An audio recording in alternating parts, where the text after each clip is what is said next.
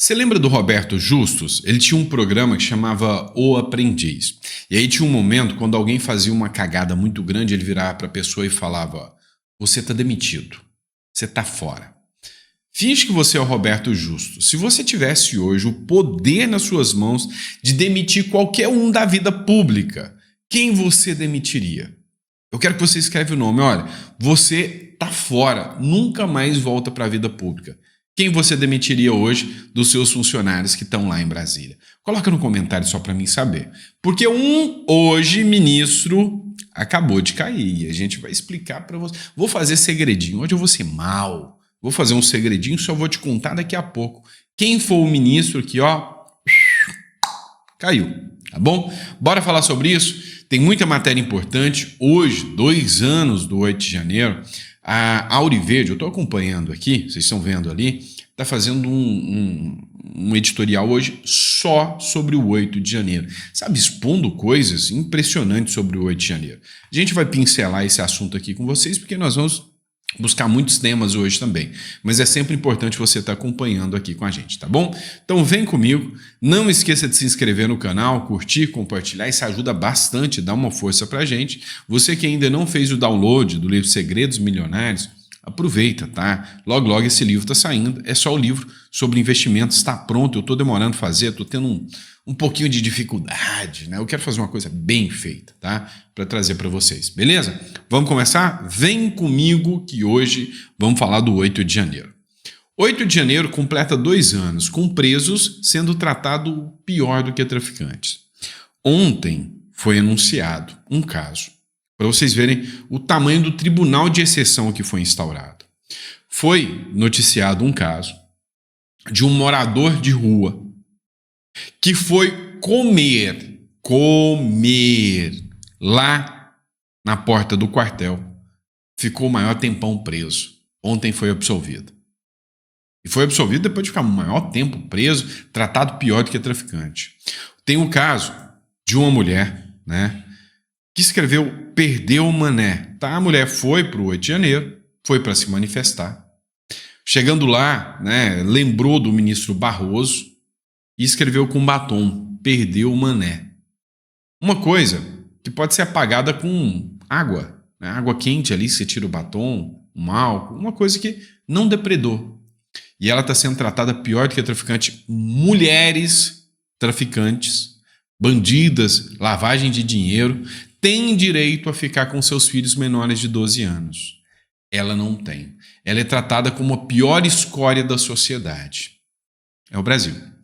Os ataques de 8 de janeiro completam 2 anos nessa quarta-feira, em um clima de consolidação entre a elite do poder estatal, da tese de que os participantes das manifestações daquele dia merecem tratamento análogo ao de criminosos hediondos e, em alguns casos, pior do que o dispensado a narcotraficantes. No último dia 23 de dezembro, o presidente Luiz Inácio Lula da Silva deixou isso claro no tradicional indulto natalino, instrumento legal que extingue a pena de condenados com base em critérios definidos pelo chefe do executivo. No decreto, em que concedeu o benefício em 2024, Lula impediu o perdão a presos por crimes contra o Estado Democrático de Direito, tipo penal em que se enquadram os condenados pelo 8 de janeiro. Com isso, nenhum preso do 8 de janeiro pôde ser beneficiado pelo indulto, nem mesmo aqueles que se encaixavam em outras categorias contempladas por decreto. Por exemplo, ganharam direito ao indulto mães e avós de crianças ou netos com deficiência ou até 12 anos de idade, mas isso não incluiu mulheres que tenham participado do 8 de janeiro. A cabeleireira Débora dos Santos, de 38 anos, que escreveu Perdeu o Mané na Estátua da Justiça, mas nem chegou a invadir o prédio público durante os atos do 8 de janeiro, tem 2 filhos menores de 12 anos. Por causa da exceção estabelecida por Lula, ela não pôde ser contemplada pelo indulto natalino. Foi equiparada com isso a praticante de crimes hediondos, como tortura, terror, racismo, lavagem de dinheiro, violência contra a mulher ou crianças, categorias também excluídas do indulto.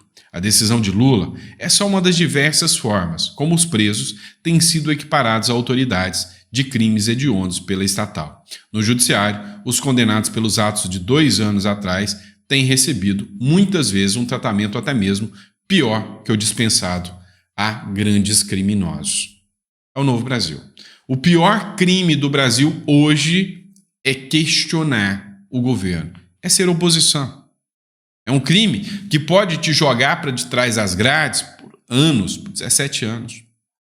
Ontem eu vi uma matéria onde o Globo dizia que o ministro Alexandre de Moraes já determinou a pena dos atos golpistas em 20 anos.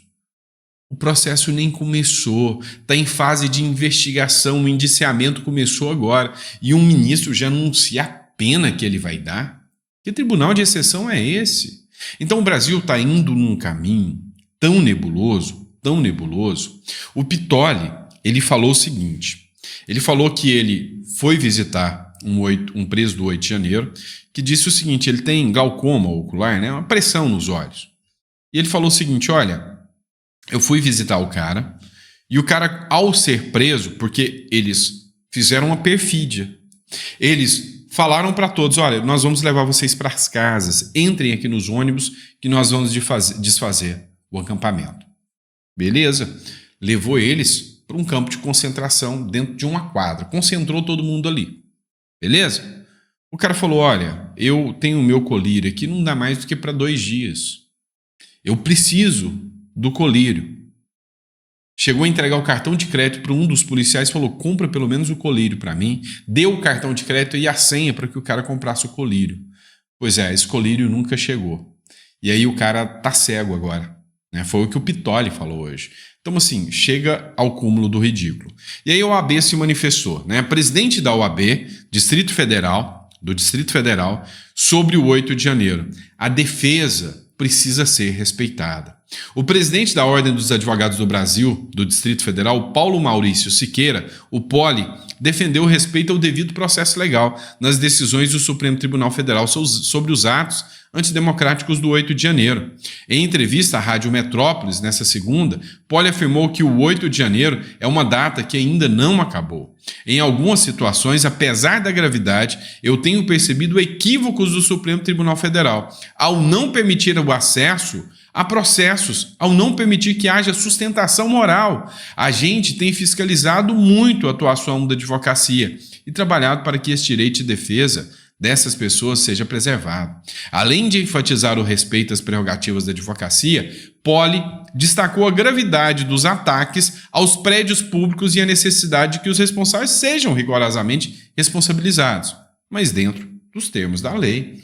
E aí a gente fica assustado, porque a gente tem que dar parabéns para uma pessoa que falou o óbvio, né? Porque a maioria tem até medo de falar a verdade hoje. Parabéns ao diretor da seccional da OAB do Distrito Federal, ao presidente, né, da OAB do Distrito Federal, que falou a verdade, enquanto o presidente da OAB nacional, boca de siri, né? Silêncio total. Então, assim, o Brasil se tornou um caminho assustador. O próprio Pittoli falou, olha, todos os dias ele toca o hino nacional na rádio dele e falou, gente, eu fiquei com medo de tocar o hino nacional no dia 9 de janeiro, com medo de ser preso. Isso é democracia? Sei não, viu? Mas a espera acabou. Você quer saber quem é o ministro que caiu? Pois é. Matéria da Folha de São Paulo. Lula acerta a demissão de Paulo Pimenta e Marqueteiro assume a comunicação do governo. Eles querem mudar toda a narrativa agora. Acham que o Paulo Pimenta não foi bom na narrativa. Agora eles vão colocar uma narrativa que o Brasil está perfeito, que aqui é uma democracia. Tudo narrativa, tá? O presidente Lula, do PT, acertou nessa terça-feira a demissão do ministro Paulo Pimenta, da SECOM, Secretaria de Comunicação da Presidência, e que assumirá o cargo o marqueteiro Sidônio Palmeira. A troca já era esperada desde o início de dezembro, quando o próprio presidente passou a criticar publicamente a comunicação do governo, mas foi finalmente acertada nesta terça-feira em reunião no Planalto. O marqueteiro já está em transição com sua equipe no Planalto desde segunda-feira. Sidônio atuou na campanha de Lula em 2022 e já vinha ajudando o Planalto com a maior proximidade desde o fim do ano passado. 2026 será o ano mais tenso do Brasil. A linha mais tênue entre a perpetração do esquerdismo socialista e comunista no Brasil e a liberdade. Melhor, no Brasil não, no mundo. A Argentina, parabéns, já se livrou disso. Tá? Estados Unidos, parabéns, já se livrou disso. O Paraguai já está livre disso. Enfim, muita coisa, né, que a gente vai estar acompanhando aí nesse próximo ano. Então, 2025 será um ano de repressão. 2026 será um ano assustador. Mas cabe a vocês entenderem que sem luta não há vitória. Temos que perseverar, dobrar os joelhos e pensar muito bem que nós não vamos nos entregar tão fácil ante, né, aos arbítrios, que nós vamos defender a democracia, custe o que custar. Vem comigo. Donald Trump rasgou o verbo. Esse cara chegou assustando a esquerdalha do mundo inteiro. É o seguinte, só para te contextualizar, lembra que um grupo de terror invadiu Israel, matou crianças assadas no forno, abusou de mulheres, levou reféns, causou o maior terror em Israel. Lembra disso? Acho que o vídeo vai ser desmonetizado de novo, toda vez que eu falo Israel. Mas lembra disso? Beleza. Depois, Israel contra-atacou. Desde aquela data até hoje, permanecem reféns nas mãos do grupo de terror, dos grupos palestinos. O governo Lula faz questão de atacar Israel o tempo todo, dando sinalizações nítidas, claras e objetivas que está do outro lado, contra Israel, antissemita. Donald Trump não vai ser fraco igual o Biden foi. O Biden está naquela, dá apoio, não dá apoio, apoia a Ucrânia. O Donald Trump já chegou e soltou o verbo, falou, não. Agora, eu não sou um apoiador de Israel. Agora o problema é nosso. Matéria do R7. Se não houver libertação de reféns até a minha posse, o inferno atingirá o Oriente Médio. Pois é. Logo agora que a turma lá do Oriente Médio está entrando no BRICS, está entrando no grupinho das ditaduras, está fazendo alianças importantíssimas com o Brasil. Imagina se o Donald Trump já fosse presidente quando o Lula estava aceitando navios iranianos aqui no nosso porto. O jogo ia ser diferente. O presidente eleito dos Estados Unidos, Donald Trump, afirmou que se não houver um acordo até a sua posse, o dia 20 de janeiro, para a libertação dos reféns sequestrados pelo grupo Jamais, o inferno estourará no Oriente Médio, em sessão de perguntas e respostas durante a entrevista coletiva concedida nesta terça-feira em Mar-a-Lago, na Flórida. Trump afirmou que não será gentil com a galera do terror, que lidera um ataque contra Israel no dia 7 de outubro de 2027. O bicho vai pegar. Eu vou comprar pipoca que eu quero assistir de camarote o Trump cumprir as promessas dele. O pessoal do Jamais, grupo de terror aí que tá com as mulheres sequestradas até agora, eu não ia querer peitar, porque se Israel já tá fazendo um estrago, imagina com os norte-americanos. E não pense que China, não pense que a Rússia vai entrar nessa briga com vocês, porque não vai mesmo, né? Não vai mesmo. Vamos lá, pessoal. Vamos falar ainda do caso do Mark Zuckerberg, do Zuzu, né? O que aconteceu? Mark Zuckerberg é o diretor, o CEO do Facebook. É o cara que toma conta do Facebook. Fechou? O que o Zuzu resolveu? Vou deixar de ser esquerdista e vou começar a ser defensor da liberdade de expressão. Até porque ele viu que sendo defensor da esquerda, tá só se lascando. Então ele falou, vou mudar as regras, agora nós vamos defender a liberdade de expressão e eu tô sabendo que tem tribunal aí na América do Sul. De quem será que ele estava falando? Será que é do STF? Não sei. Tem tribunal aí na América do Sul que está censurando todo mundo. Nós vamos, junto com o Trump, lutar contra todos os governos e contra todos os tribunais que estão censurando as pessoas no mundo. Bicho pegou, né, filho? Pois é. O Ministério Público resolve investigar o Facebook depois dessa fala do Mark Zuckerberg. O André Marsiglia, advogado constitucionalista, ele escreveu algumas considerações sobre a intimação do Ministério Público para explicar as falas do Zuzu, né, do Zuckerberg, né? A intimação é ilegal. dá-se em inquérito civil de 2021, ou seja, será usado um fato antigo para colher provas novas, o que não é regular, não é legal. E não há direito violado. Alterar a política interna de moderação é um direito da empresa. Então, uma empresa no Brasil, olha só o tamanho do controle estatal. A empresa no Brasil não pode, simplesmente não pode, mudar suas políticas e as suas regras. O argumento de que o Ministério Público Federal tem a prerrogativa de avaliar o impacto da mudança nos direitos do usuário é, no mínimo, curioso. Primeiro, não há evidências jurídicas disso. Apenas um receio abstrato de parte das pessoas. Segundo, não houve essa mesma preocupação por parte do Ministério Público quando a decisão do STF de suspender o X afetou o exercício da liberdade de expressão de milhares de usuários.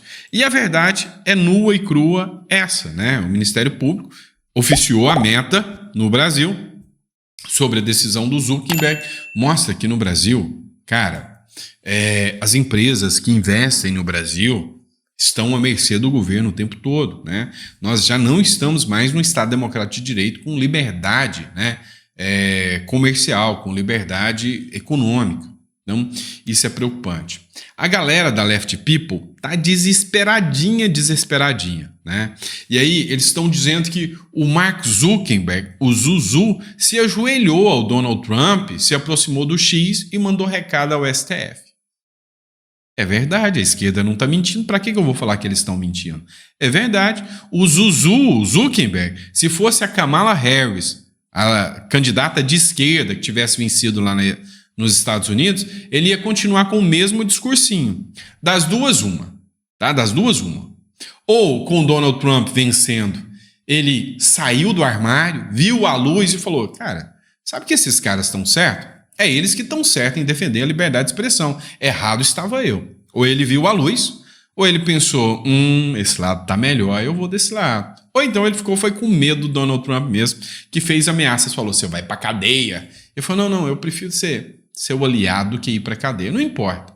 O importante é que a esquerda está desesperada. E isso é sempre bom de ouvir. Escuta só.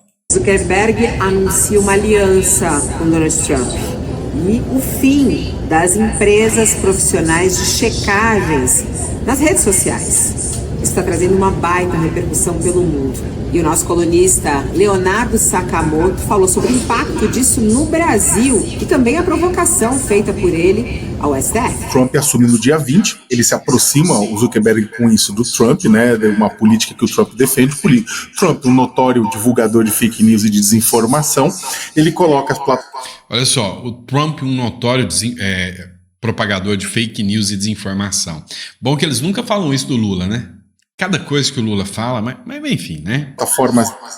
Depois vocês compram um sorrisal depois de assistir isso, tá? Ele assombra do que faz o X já com relação à moderação de conteúdo, como bem colocou o Davi, né, com relação a notas de usuários. E essa já é falho, vai ficar mais falho ainda, para não dizer até manipulável, né? Mas no discurso dele no Instagram, o Mark Zuckerberg, dono da Meta, ele também aproveitou para mandar um recado para o STF brasileiro, né? Ele fala em determinado momento, né, que o seguinte, olha, ele basicamente diz o seguinte, que a Meta vai fazer uma parceria com o governo Trump para combater regulação na Europa e para combater o que ele acha que são censuras judiciais na América Latina. Né? E aí é interessante, você vai pegar o texto, né? Ele fala o seguinte, que países da América Latina têm tribunais secretos que podem ordenar que empresas silenciosamente derrubem algumas coisas. Pronto, não precisa, não vou colocar o seu ouvido mais de pinico. Ele fala o seguinte, países da América do Sul têm tribunais secretos que ordenam que empresas derrubem algumas coisas. Ele não falou nada demais. A carapuça serviu, meu amigo, enfia na cabeça, né? Todo mundo entendeu o recado sem ele nem precisar citar.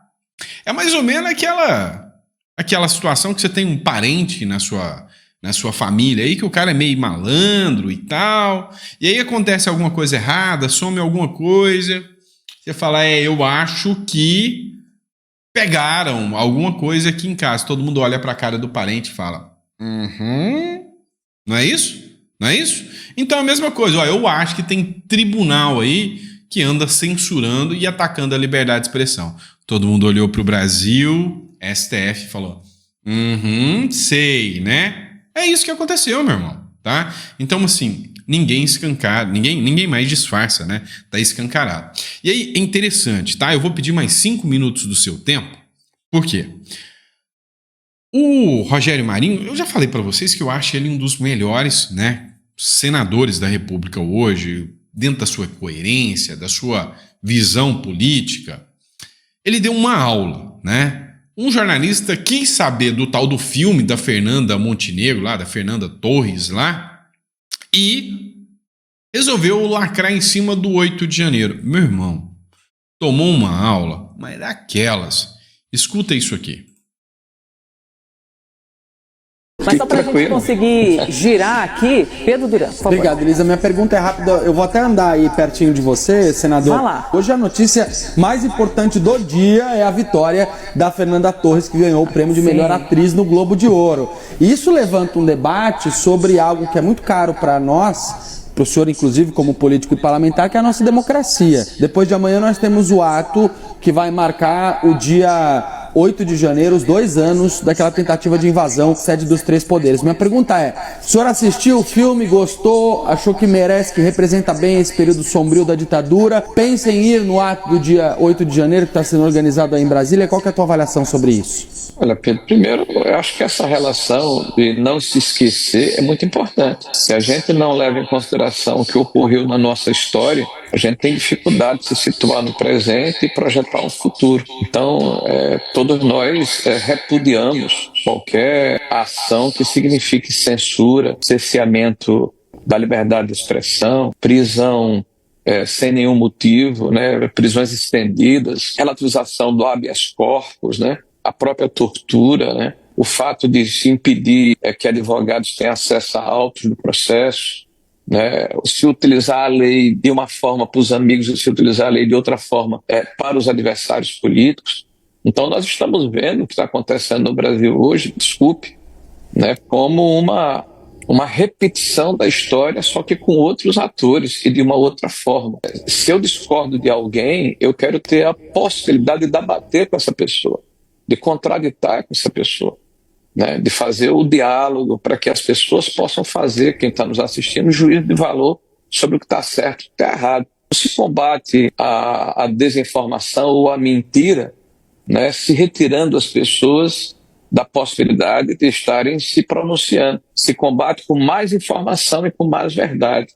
Tá? Então nós estamos vivendo de novo um período sombrio da nossa história, né? Um período em que a democracia realmente ela está em perigo. No dia 8, inclusive, o presidente da República faz uma convocação a favor do que ele chama de democracia inabalável. Me parece, na verdade, que ele está fazendo uma ode à democracia relativa, porque esse mesmo presidente é aquele que vai estar representado formalmente em Caracas, na Venezuela, abraçando o ditador Maduro, que estuprou a democracia na Venezuela. É o mesmo que faz um discurso a favor da conciliação, mas todo dia quer dividir o Brasil entre nós e eles. Deveria estar buscando a conciliação e a pacificação. Mas deveríamos estar falando, por exemplo, de anistia, porque muitos dos que estão na esquerda brasileira hoje e ocupam o poder foram responsáveis por crimes de sangue, por assassinatos, por roubos a banco, né, por sequestro. E essas pessoas todas foram anistiadas e ocuparam postos importantes na política brasileira.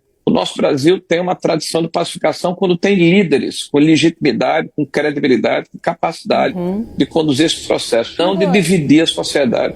Então é evidente que no dia 8 de janeiro eu não estarei em Brasília, razões óbvias que eu não vou convalidar essa farsa que o presidente Lula pretende apresentar à sociedade brasileira. Senador, ouvindo o senhor, a gente... Cara, nunca mais esses jornalistas levam o Rogério Marinho para falar lá.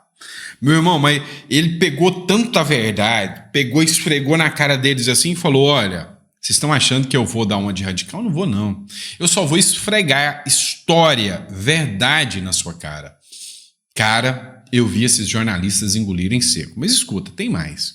enxerga aí quase que um paralelo que o senhor está fazendo, então, um paralelo entre a perseguição política ocorrida na ditadura com o que está sofrendo neste momento o ex-presidente Jair Bolsonaro. É exatamente esse paralelo que o senhor faz? Apenas ele. É um espectro ideológico importante e relevante da sociedade brasileira. Hoje é uma relativização, que é a palavra da moda, da aplicação da lei. Veja, por exemplo, o que aconteceu recentemente, o jornal Folha de São Paulo, que eu acredito que vocês respaldam como instituição séria, publica diálogos entre os juízes auxiliares do ministro Alexandre de Moraes, na época presidente do Tribunal Superior Eleitoral, com um funcionário do tribunal naquela ocasião, onde o funcionário ele é instado a usar a criatividade para produzir provas contra um adversário político. Então, esse tipo de situação é tão séria e foi tão banalizada, tipo assim, tudo é possível contra fulano porque ele é inimigo da democracia. Relativizar a lei, né, passar por cima das convenções, abrir mão dos direitos individuais. Então nós estamos vivendo um momento em que a sociedade brasileira precisa entender que quando o diabo sai da garrafa, é difícil colocar para dentro. Ou a gente entende isso e passa a ter uma postura de que o Brasil ele é plural e que é possível e necessário que haja o contraditório e que as pessoas possam se posicionar, ou a gente vai caminhar gradativamente para um estado de exceção. Essa é a nossa preocupação e esse é o nosso temor. Ok. Rapaz do céu, eu acho que esses jornalistas perderam até o caminho de casa, né? Tentaram lacrar ali e foram lacrados, né? A realidade é essa. Então, eu tenho a minha visão, que para mim é um dos, dos debatedores públicos mais sensatos que eu conheço. Eu queria um cara desse para ser meu presidente da República. Então, eu sei que eu já vou levar pedrada. Presidente é o Bolsonaro. Tá bom, tudo bem. Eu acho o Rogério Marinho muito mais preparado que o Bolsonaro. Vai achar ruim eu falar isso? O que tem? Tá? Mas eu acho um dos principais nomes hoje da política brasileira, o Rogério Marinho. Mas o Rogério Marinho fez isso. Todo mundo é errado nessa história. Você já está errado, né? Quando você acha que tem algum político que é santo. Não tem. Então não tem. Então, presta atenção no seguinte, o cara patrolou, o cara tem argumento, tem sensatez, não tem nenhum pingo de radicalismo, mas você sabe o que é na maciota você chegar assim e amassar a carne. Enquanto você está conversando com o cara, você está amassando a carne. Pois é, este é o churrasqueiro da República, o cara, né, o churrasqueiro do Senado, o cara que veio e amaciou a carne ali dos jornalistas na moral, na democracia. É sempre gostoso de ver isso, tá bom? Coloca no comentário quem gostou. E se você discorda de mim, acha ele ruim, pífio, não sei o que, comenta. E se você gostou também, marca ele aí e fala parabéns, senador Rogério Marinho. Realmente, para mim, um dos caras assim mais tops do Senado, a nível de argumentação, de coerência, de sensatez. Esse cara me representa e muito, tá bom? Abraço, pessoal. Fica com Deus e eu vejo vocês no próximo editorial.